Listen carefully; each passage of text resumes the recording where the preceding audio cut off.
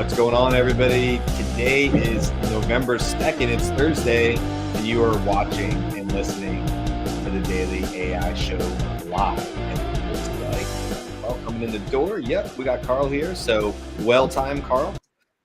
And so we got Jimmy, Aaron, Carl, Andy, and I'm Brian. Today we are talking about the AI gap, why some are all in and others are indifferent. So some of the things we put in the show notes to get this thing kicked off is like, look, there's companies that are all in on AI. From the top down, they're leveraging AI. They're trying to figure out every single place, every single task, from customer service to data analytics. Then there's other companies that might have one or two, end users who are super into AI, but they cannot get any traction within their company. The leadership does not seem to, sort of frozen in time, doesn't want to move forward. And there might be some really good implications of why that's the case. So today is really just about understanding that gap. Why are some people, some companies all in? And why do some seem to be indifferent? So I'm not sure who wants to kind of kick off this conversation, but that's what we got for today. Yeah, go for it, Aaron. I'll jump in.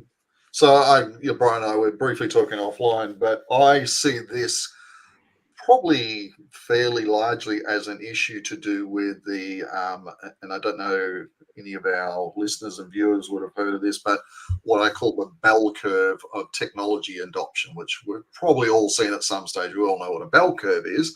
And it basically talks about as new tech is introduced, you've got people right at one end of the bell curve or on the bleeding edge, like they'll just jump in head first and go hammer and tongs at things. And you've got the bulk of people in the middle that get there eventually. And then you have the laggards at the end that have to be dragged kicking and screaming 2 or 3 years later after everybody else is doing it as per normal that won't do it. So I think that's a big part of it. Once a month, I have a business support group that I'm a part of where we get together once a month and talk about our businesses and how we can improve things. And they're all sharp people, are all reasonably technical minded, but none of them are using, except for me, are using AI. And it's really interesting to see that because I can see opportunities there. I don't know if it's because I haven't been introduced to it or they just haven't had the time to play with it or what. I'm not sure yet, but I do think that bell curve of tech adoption is a bigger component here. So I have a quick follow-up question to that because I'm just curious what you guys think. Like, we're not all the same age, right? I don't know what the average age is for everybody on this show. But also I sort of find with AI that I don't see it necessarily adhering to the younger generation. You're just out of college, 20-year-olds, more than 30, 40, 50, 60, whatever, 70-year-olds. I don't know. It's like, I don't really see a segmentation by generation really when it comes to AI adoption. I'm just curious because a lot of times with tech adoption, that sometimes is a leading factor is like, well, I've just never had to use this before. But I talk to just as many people who are in their 50s as they do in their 20s that are either all in or all out. And it doesn't seem to be much difference. Sometimes they're completely, oblivious to what's going on in AI. And sometimes they're as zoned in as I am at 45, So I'm just curious, do you guys see that as well? Or is it the opposite for you guys? I do. I see it, especially in business, when we're going to discovery call presentations or just meeting. It's one of those few that those who adopt or those who don't use it frequently or don't use it at all, I don't see an age like, oh, Gen whatever is either using it, right? So like, I've always because we've always been marketed towards like Gen Z, millennials. Like, I'm a millennial, Gen Z, like my brother's in Gen Z. But I just even look at my family, my two brothers, one is like a millennial and the other one is Gen Z. And both of them aren't like AI driven, or they don't use AI on a regular basis. They use it infrequently, just like, hey, ChatGPT, I'm gonna maybe write an email or a thing, but it's not like that. And that's what I'm finding is that I think the pace of this, of how it's evolving and the things that you need to do to apply it regularly I think that blows that kind of maybe dynamic out, because it to me it doesn't matter. And the people, like if you look at the students that are coming up, the focus is on, hey, how do I cheat, or how do I write this paper for me? It's not like, hey, how do I actually use it to, like, you know, to make the max use out of it. And then So not Brian, everybody. Yeah. Sorry, Carl, I was just going to ask you, your two brothers, would you say, number one, are they what I would call maybe sort of tech savvy and or tech positive? And B, do you see that there's a real strong use case of them getting to play and use this stuff, or is it more something that might not be as immediately valuable to them? Because I think that might drive some of it. And it could be too, because so one brother works for a bank, the other one is like freelancing. So, and you'd think that, you know, the advantages to the tools can help you do stuff, and yeah, they use it. But when we talk about frequency of usage, like all of us, we use it regularly enough that we are upgrading our skills with it, right? And then when something new comes out, you upgrade your skill. So like even something simple as ChatGPT, okay, now it has advanced data analysis, then it has Dolly 3, then it has plugins, then it has like then it can browse the web. But now it can do all those things all at once. You don't even have to do those three. So we've upgraded. Not well, no, like eventually everyone's gonna get that. Yeah, but right. I mean, like we've all upgraded our skills point by point by point by point just by using it and testing it out. But think about all those people who just use regular 3.5. Like that to me is the gap. It's like as we use more and we learn more, we take part in 12 days of prompting, 30 days of prompting, automations, whatever it is. And the people who are still using 3.5 as is, and they just keep using it. And maybe they get a bunch, maybe they buy a prompt pack, maybe they pick up a couple prompting things, but we all know that's not how you level up. So you have a whole bunch of people who are just continuously leveling up. Those people aren't, but the technology is changing so fast that the people who aren't leveling up don't know what's coming. We know what's coming. Then you level up some more. And then now you have that gap. And now we can take advantage of something that's like ridiculous while people are like, hey, how do I prompt to get this? So I think that's like, that to me is a very dangerous widening. And that's where I was like, that's a pretty big issue, because I'm sure we all talk to regular people, the ones who aren't like in AI every day, and be like, hey, have you used this? Yeah, I can do it. I didn't know it could do this. Like today, Midjourney, Tuner, that's amazing. Like you can do all this stuff. I guarantee 75% of the people we know, like, I don't know what that is. But that's so important, because now you can take an image and tune that in, like, right? We can understand the benefits as we keep going. But I think that to me, that is a dangerous gap to keep growing as it grows and grows and grows and grows and grows. And I was like, where's the education to those people? Because I don't think as a society will benefit. AI will not get the benefit when not everyone's using it. There's just a select few, which then is the danger, who are the privileged people who can use it and those who don't. So do you see the problem as being that it's the education that's the gap? Like I think we all use it daily, and that's why we're pretty good at it, because I don't know about you guys, but I dove in because I was fascinated with it, and I was willing to spend time practicing and learning and experimenting. Some people may not have the desire and or the time to do that. So do you think the gap is the education, Carl? I believe so. And I really believe the pace of, so you've got all the major tech companies in an arms race. Then you've got all these smaller companies trying to get the, I guess, the Scrooge McDuck bank flow of cash to, if you mention AI in whatever you're doing, here's some money.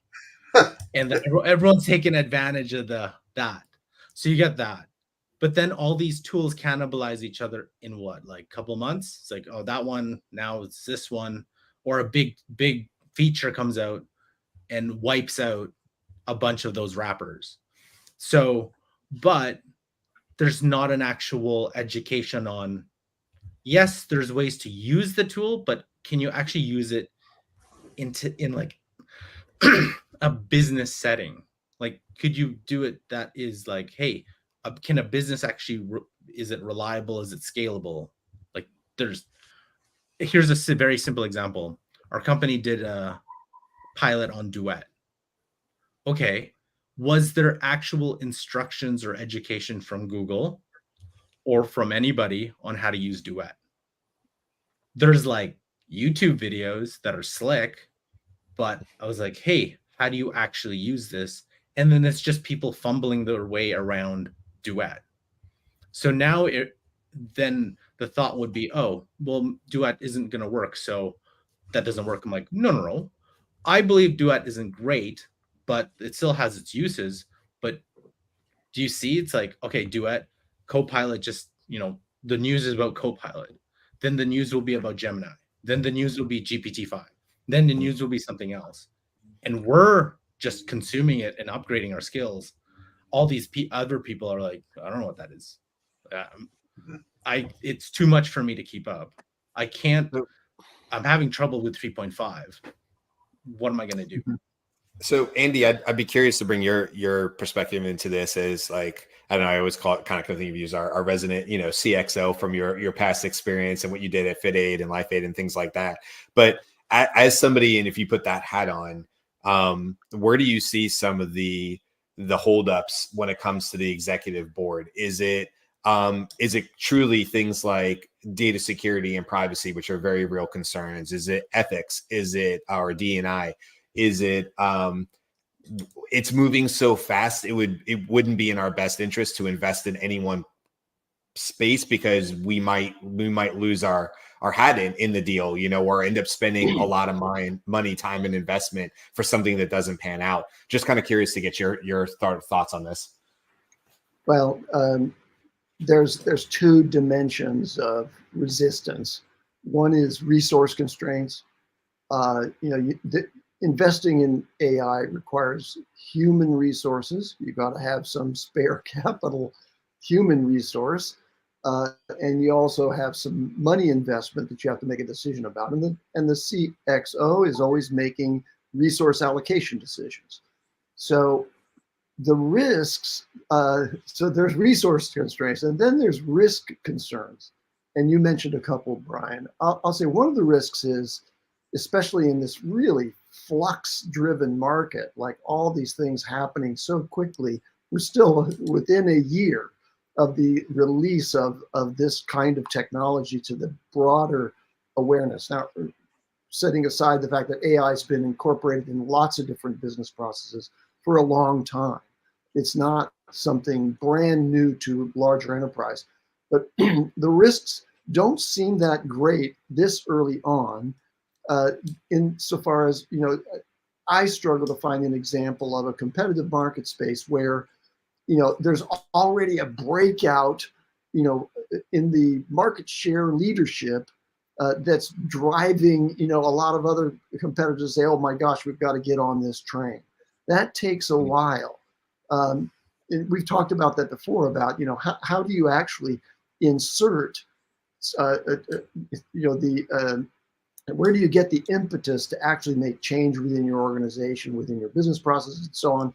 And right now, the tools are really quite capable, but they do require a lot of other things, including automations, in order to make them reliable and practical in day-to-day operations. So you're not really missing out this early on, so you can wait, and that may actually pay off, because one of the risks that you have to face as a CXO is, did I pick the wrong horse? Like, I just didn't do it right, and now I've got to go back and start over, or shift. Making a systems change is a really complex thing in a business that's got a lot of different interconnecting processes. If you implement that in a system or platform that's not going to be the winner, that's a big risk. So you've got those kinds of things that are causing people to wait, and it may not be the wrong decision. It could be that's the right decision. One of the other major risks is regulatory. Like there's a lot of questions swirling around it. There's a lot of risks associated with, okay, exposure of my data. What's going to happen if that, it ends up being a major risk for my company? And so I see that as all being kind of the wisdom of the CXO is, how do I invest now and at the same time not waste that investment? And the other thing I'll mention is that the leaders in a given marketplace have lots more resources. They have profit surpluses that exceed those of the players who are really trying to maintain a market position, a share position that can actually be sustainable. And so the leaders have the capital and the human resources to make a change with AI. And so it may be very well that AI as a new technology accelerant in the world of the competitive landscapes of various industries actually advantages the leaders more than the market leaders, rather than the people who are struggling to get to a level of share. On the other hand, AI may actually enable some really nimble teams that don't have a large market share now to break out. But I'm not seeing that yet. I'm not seeing dramatic breakouts in existing industries. I would have thought it, honestly, it just, if you had asked me, I would have said, I would have thought it's it was the latter, that we are seeing more nimble, smaller teams move faster because maybe they can replicate the work of 2 people on a small team to now 10 or 5 or whatever the case may be, or a team of 25 to act more like a team of 50, and that gives them a competitive advantage. So that's interesting, because I would have thought the opposite of that. Yeah, I kind of think that when you have a small team and you're, resource constrained, like, imagine a startup that's really got a limited runway and a very limited amount of money to actually get to their next milestone, the waypoints for, raising additional funds.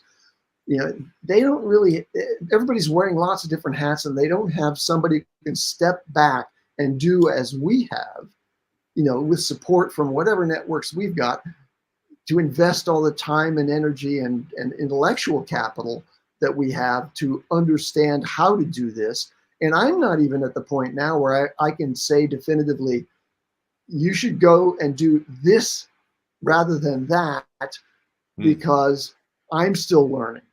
It's taking time. Well, I'm going to push back a little bit on that last point, Andy.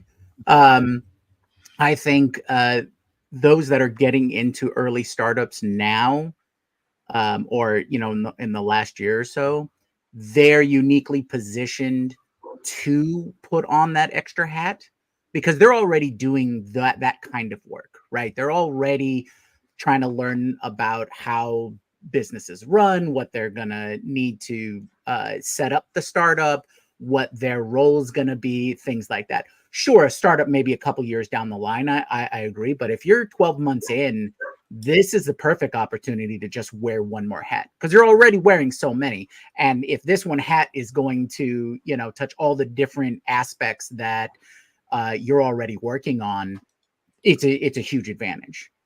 In the terms of the gap, it's recognizing, yes, you need to do this. You need to upskill, like Carl said. And I think Aaron's absolutely right on the bell curve. As adoption goes, we're not even heading up, really, right? We're at the very, very edge of that. So our early adopters are the really early adopters. That's us. That's where we're at.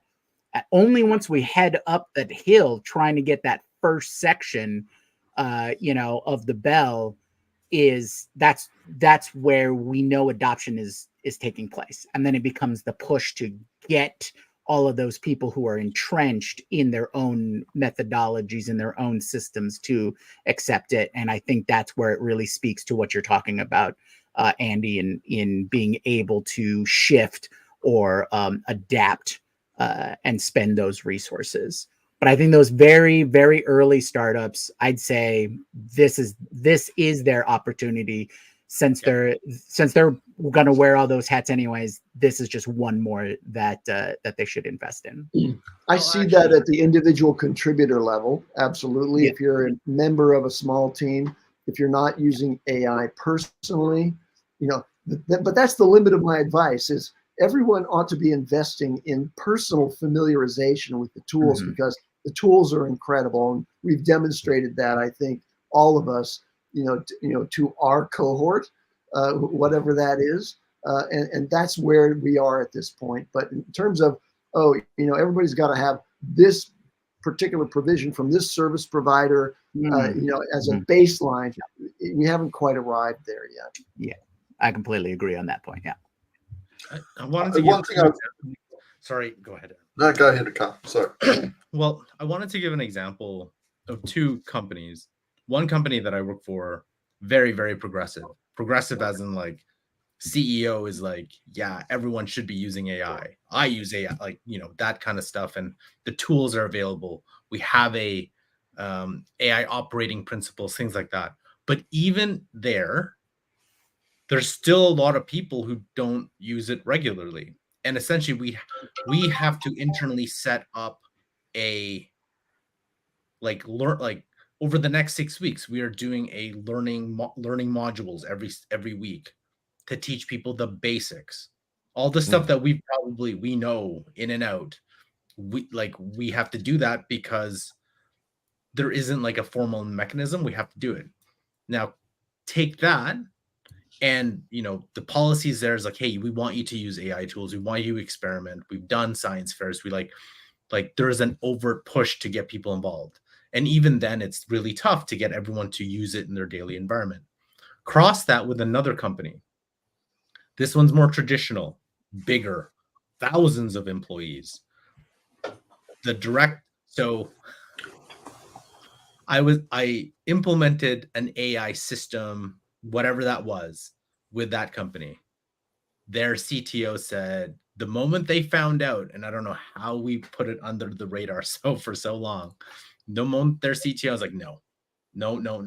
Like, they're coming out with an AI policy, but the reaction was, hey, it's not one of trying. It's one of, no, we will, I think the word was, we'll do this as a company, or whatever that is. But I believe the thinking around that is more of, we're going to think of this as just like any other technology. We're going to roll it out from the headquarters onwards. But I'm like, you can't really do that, because the way that this is moving, like Andy, we all know how long an enterprise takes to roll out tools and all that kind of stuff. It takes forever. By the time they actually roll it out, guess what? There'll be like a whole bunch of things that have happened that make that thing, whatever is rolled out, obsolete. So it's like, hey, do you recognize that? Do you understand like that you can't do your normal IT tech rollout? It doesn't, you have to completely change that paradigm, because all the small nimble companies that aren't as big as you, that don't need all that, those procedures and tape, they're just going to start implementing, and you're going to be left behind in the market pretty quick. So tale of two different organizations, but regardless, there is no formal education. We will go all the way back to that gap. There's no formal education between the two. So no matter how progressive or how traditional, there still needs to be, hey, this is how you use it. This is like all the things that we spend hours upon. Not everyone's going to spend that many hours, right? So back to the point, how do we help everyone move in that direction? Yeah, I think it's like, I look at when I started learning Midjourney, for example, I must have created hundreds and hundreds and hundreds of images, just screwing around, trying different things, exploring. You can't bypass a lot of that experience. And that's really difficult. I mean, I come from an IT background, so I know that they're pretty anal about not just letting things go crazy in the IT side of things. but it's not something you can just drop a whole company in and say, there you go, guys, there's the tool, go use it. They don't know what they don't know. And unfortunately, I think the only solution really is you have to start using it now, even if it's just at a low level, and let people experiment, because until they get that aha moment about what AI could do for them, they're never going to sort of push ahead with it. So it's a challenge. I mean, I look at it as a marketer, you'd be dumb not to use ChatGPT and Midjourney. You could do so much with that just from a marketing perspective, and yet there are heaps of marketing agencies and marketing consultants out there who still don't use it. So I want to pull up Camilla's comment, which she just put on here. So I'm assuming it's what you were just saying, Aaron and Carl. But a good point. This is totally new paradigm because technology is changing so fast. It's going to have to be fast and iterative, and that's kind of where. Thanks, Camilla, by the way, for the comment. That's where my brain was sort of going with this too. Is like as we sort of wrap up this conversation in the next 4 or 5 minutes. What can a company do? You're going to have companies like Carl was saying, like the CTO, who's going to shut it down. That is going to happen. I've seen that happen to very similar situations where it's been like, nope, nothing, nada, and we're not even going to discuss it, which is ridiculous to me. But what I would rather see, what I would hope more companies would do is, okay, you can't necessarily maybe allocate time and resources to it, but you could start talking to the end users in multiple different departments within a large company and just simply start asking, how are you using these AI tools today? Because more than likely, there's several people who have spent on their own time in the evenings learning Midjourneys or learning ChatGPTs or whatever, because they're that interested in it. And in most companies, I know Scaled would be, I would be one of the people at Scale, but I'm not the only one. Who took an early interest into some of these AI tools. And it sort of languished for a little bit until there was started to be conversations from the top down of, well, hold on, who's using this? And what are you using it for? And what does that help you do?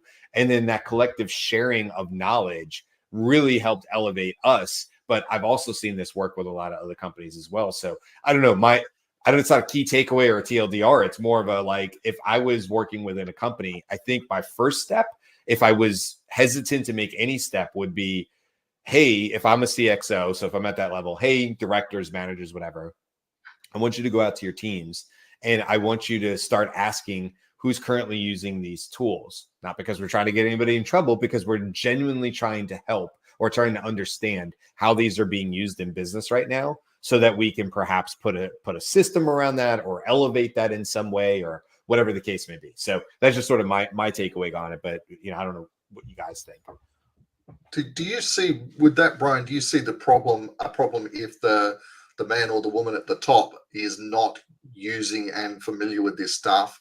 Do you see that being a problem? Like if they don't have some kind of concept of it, beyond just saying who's using it, what are you doing with it, they might miss the big picture. I don't know. Do you see that as an issue? I mean, possibly. You'd like to think, though, that there's, whoever's at the top has surrounded themselves with people where they don't feel like they have to be the smartest person in the room. And so, I would hope that there's conversations going on all over the world where somebody says, look, I have not personally done anything with this, but director, manager, VP, whatever, if you're saying this is something we need to be focusing on, then go forth and do that and report back to me what you found out, and then allow that VP to go to the directors and the managers and the end users and then come back 3 weeks later and say, hey boss, this is what we found out. This is what we know. This is what we think it's doing. And then, that's in more of a executive report, executive dashboard type setting. I don't think every top of the line, whatever leader needs to necessarily be using it if they are entrusting their team to go find the resources or get the data or whatever the case may be. And one thing too is, even though we let's say we allow people to have experiment with it, there's still an education component, because like, again, we spend hours upon hours, we've taken a whole bunch of courses, and like, just some people aren't interested in doing that. They just aren't like, I just want to play with it. If it works, it works. And we've all been Google trained. So it's like, oh, if I don't get the answer I'm getting in how you apply my Google skills to ChatGPT, then it doesn't work. Or I'm still using 3.5, so I don't see what the big deal is. But we all know it's like, oh my gosh, if you use 4, it's just that much better. But all these little nuances you won't know, and most people won't care until like it's like, you remember all those news stories, hey, it's going to impact your job kind of deal. Well, I feel unless there's actually something that is encouraging people to do it other than your own intuition or your own interest, I'm not sure you're going to get that wide of adoption unless there's something pushing people to do it. I don't know what that is. I don't know if it's a negative event, if it's a stick, if it's a carrot. I don't know. But I feel like unless someone's pushing people to do it, you won't get that vote like that. We'll still be stuck here for all us people who are consuming all this stuff. I don't know what you all think. I think I agree. You do need a motivator. I would like to imagine that motivator we'll see is clear data in the next year that says these companies that adopted early are seeing higher returns in whatever metric. It could be in the camp of all of their employees love working for them because they only need to do a quarter of the work. Or it could be the other side where they can get 4 times the work done. Either path, as soon as people come out with that credible report or survey, I think that's going to be a big motivating factor. Now, like you said, it could be a negative one, but I'm a little more optimistic. I'll say that we're still at the phase where CXOs should be encouraging AI literacy, especially in the leadership, and set an example for knowledge and understanding of how these tools work for you as an individual contributor. And you should, I think, if you have the resources, try to develop an internal proof of concept for some level of AI-powered automation in order to achieve some of the productivity efficiencies that are available using such automations. But that requires, as we all know, a lot of time and attention. So you need to have somebody who's going to lead the charge on that. Yeah. Or consulting. Consulting is a good idea too.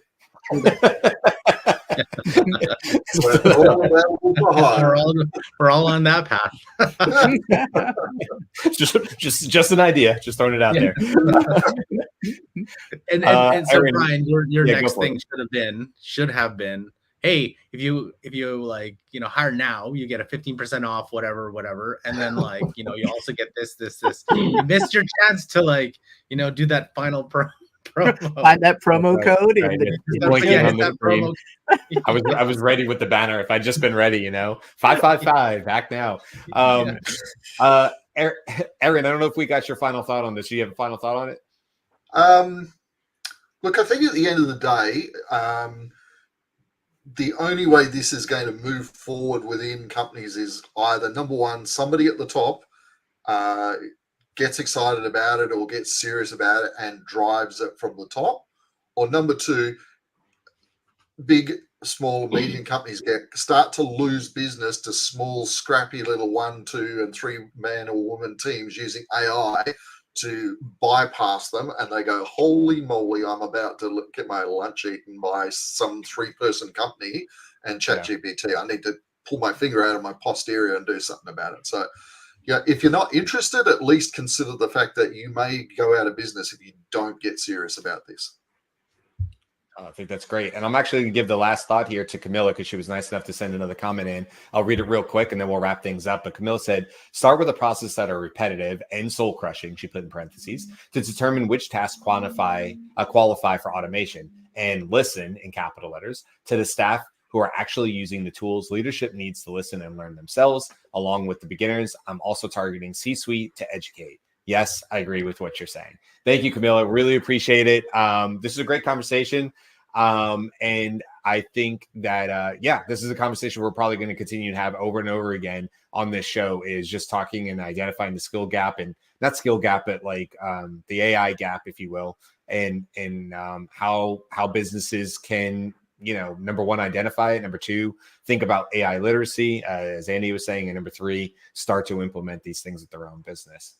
Tomorrow, we're going to be talking about an automation tool called Respell. You might have heard of Zapier and you may have heard of Make, but you may not have heard of Respell. So we are going to talk about that automation tool tomorrow and sort of showcase some of the things that some of us have been internally building in there, why we like it, why it's visually appealing, all those kind of things. So if you're interested in automation, if you're interested in maybe learning about a new tool on the market, then hang back with us tomorrow. Come back with us tomorrow on Friday as we talk about Respell. All right, that's it. Thanks, everybody. And we will see you on Friday. Let me find my banners. Here we go. Bye.